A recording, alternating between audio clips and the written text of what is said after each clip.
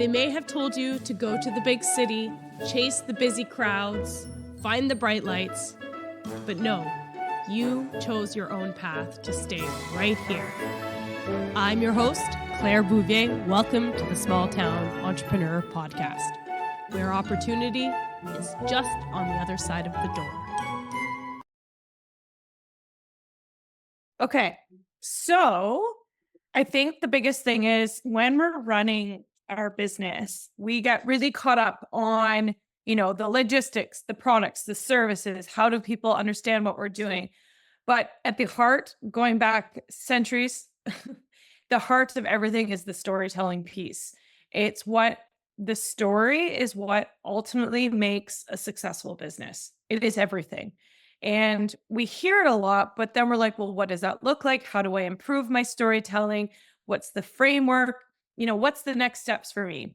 It's not just about marketing tactics, but it's actually how ultimately we can build real, true connections with your customer, your clients, with your audience, both online, offline. How I look at your storytelling, it's your brand. It's your story is essentially the foundation of your brand. So, people get caught up with the perfect colors and the website and this and that, but ultimately it's how that makes the person feel. And that story, a story is the most powerful way to create that emotional connection. And so sometimes we forget to spend the time developing that. And this is the situation now more than ever, especially because we were talking about the rise of AI. We're living in a world where we are now competing with more attention than ever. It is the most valuable currency that we have. Time and money, it's just getting someone's time for them to notice us. So we actually have to work extra hard to tell the stories that are going to resonate. And so that's why when we look at storytelling foundationally, at the very element of the story is building trust. And trust, therefore, will help people understand what your brand stands for, even if they don't need it necessarily, but they like what it stands for. They're going to promote it, tell their friends, get involved. And I know we naturally do that. I do that all the time. It's like, as soon as you hear a good story and metrics of something that we're sharing the story. And at the end of the day, that's how your brand is going to stand out and why people should care.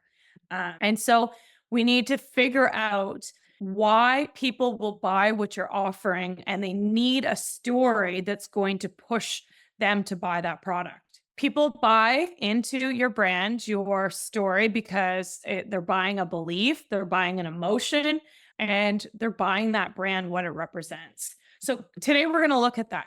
How do we do that? How do we dive deeper? At the end of the day, the story that we tell, it is the foundation of the success of our business. Without that, you can't build the rest of the house. So, whether we realize it or not, it is at the forefront of everything. And this is where we need to figure out, okay, how will my story or my brand, how will it differentiate from everyone else out there? The good thing is, as a human being, we all have different experiences. We have different insights. We have different knowledge. We have different expertise. So that story, no one's going to have the same story. So it's about telling the story that's going to resonate. And this is the thing, is that we want to keep one story repetitive over and over and over to keep the same story to really resonate. And so if we want to capture people's attention, there's nothing, like all the statistics, all the research in the world, there's nothing more powerful than a story. And that will build the trust, that will build why they care, and that's why they'll keep showing up. I thought this was really interesting. Stories increase the perceived value of a product or an idea or a service by up to 2,706%. That's wild. So just to put it into our perspective, it's one thing to improve it, but by this much more, we are so lucky to know that we can tap into these stories, because we all have them. That's the one thing that grounds all of us, is that we have stories. And I see so many business forgetting to add the details of their story or the little nuances, but that's ultimately what might completely trigger that person into thinking differently, buying from you because it's created an emotional connection with them. And so it's really important to keep going back and, what is the story that I am crafting? What's the business story I am sharing that's going to connect people and drive that growth? I'm going to show you in 15 seconds how one of the most viewed in the last year campaigns for telling a story, whether you like them or not, they are good at storytelling, is Starbucks. There we go. Some say the world has never been more divided, that we've never been more disconnected. But through our windows, we're able to see so much good every day. And it's clear that a little kindness is never really little. Really simple. There is so much in that we can pull out the core message, the core story of your business. The rest will follow. They'll start diving in and looking at the other things that you're offering. And once you get them into that funnel, what we call, your pipeline, they'll start exploring other opportunities. Some people and most people that, you're buying a brand, you're buying a feeling, you're buying a belief.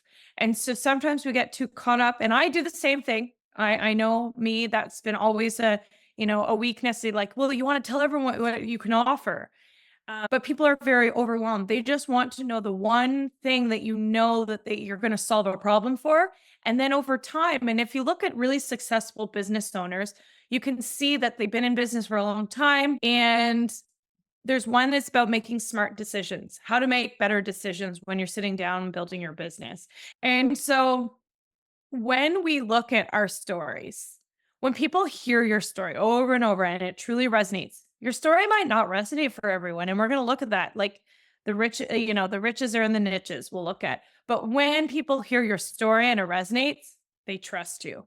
It's to a lifelong relationship that leads to customer showing up, buying from you over and over. Think about your favorite brands. Why do you keep showing up? Why do you keep going to the same stores? Why do you still paying the money even though you could go somewhere else and it's cheaper or maybe it's better?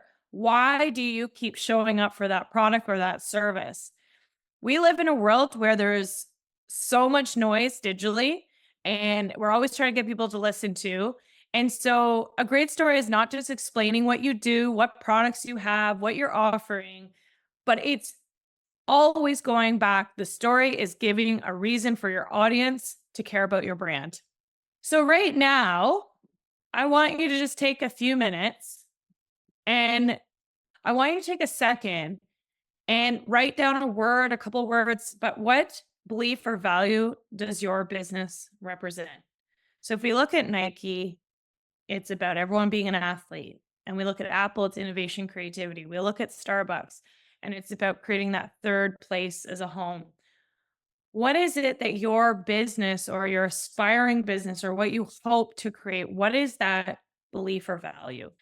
The next question to consider is, how can I use my story to build trust with my audience? It could be so many things.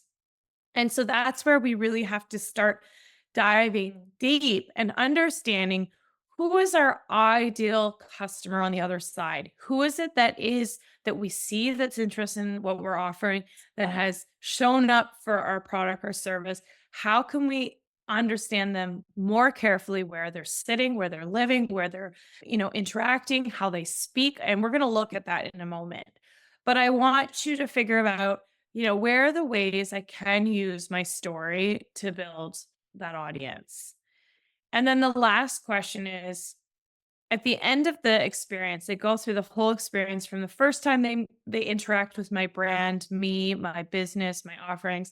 When they leave, what do I want that customer? So it doesn't have to be complicated. It's just that what are the benefits that they're going to walk away with? What are the things that they're going to believe about my brand? So now we're going to look at, what are the elements that really make up a compelling business story? What's the framework? Because this is all great to be like, yes, stories are important and they build trust. But then when we go deeper, we're gonna start looking at, okay, what elements of storytelling that I need to start with? What are the next steps I need to do? And how can I scale this? Because ultimately that's what it is that there's so much out there and it's so hard. And I hear this a lot. Well, I'm just a there's only a small team of us, or there's only this, and we need to start getting our messaging out, but I'm not sure how to do it. And I don't have the resources to spend, $20,000 to, run a campaign this month. But don't worry, you can do it on $20. And we'll look at, unique ways of doing that. So the first and most important thing is that we look at the customer is the hero, just like in the Starbucks video. And what happens is that when we make the customer the hero, they start to feel understood, and it's so subtle. And so the most powerful frameworks you can use is what we call the hero's journey. But the twist is you're not the hero of your story, unfortunately. And so many people get this wrong.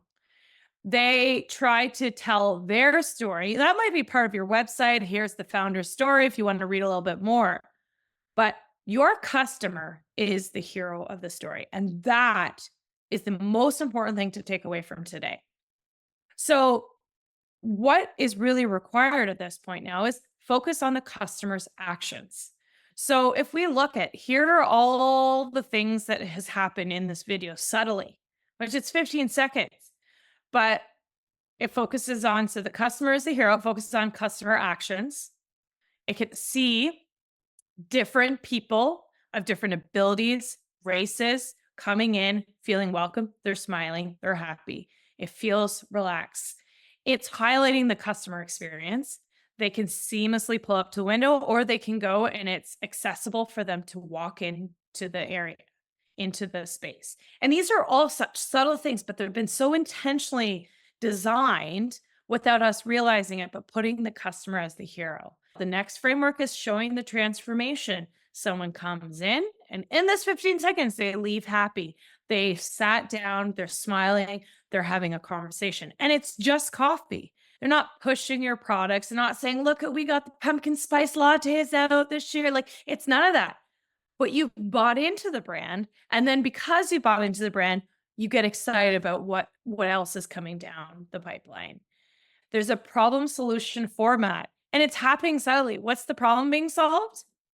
Well, someone wants to get coffee to come in, and when they come in, their life is transformed. They meet a friend they haven't seen.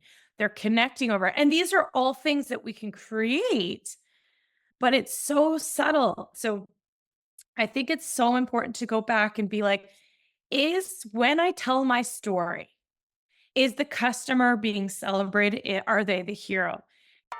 DIY website that's just duct taped together with different plugins isn't a business. It's a desperate, clunky hobby. Customers can smell it a mile away.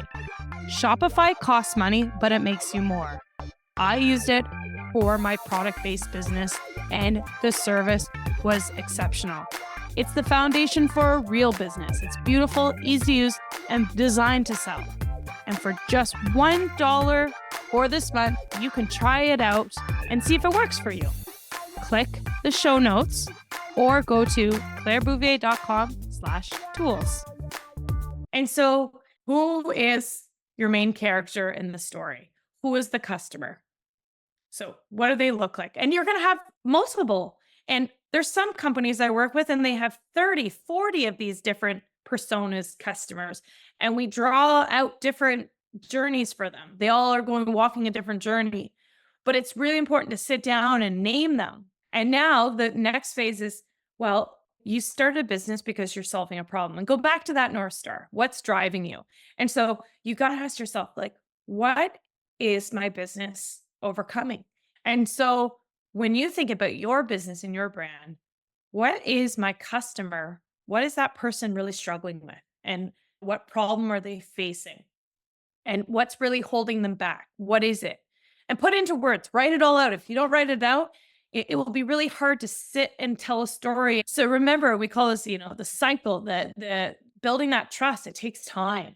It really, really takes time. So it depends on where you're at, just recognizing to keep hitting that home. The biggest danger when telling your story is to try and relate to everyone, to really relate. But the reality is, it will dilute your story and your brand so much that you'll just get a few people coming in. It is truly the ones that you really, when you do, and that's why I say go back here really carefully, really walk through exactly who that customer is.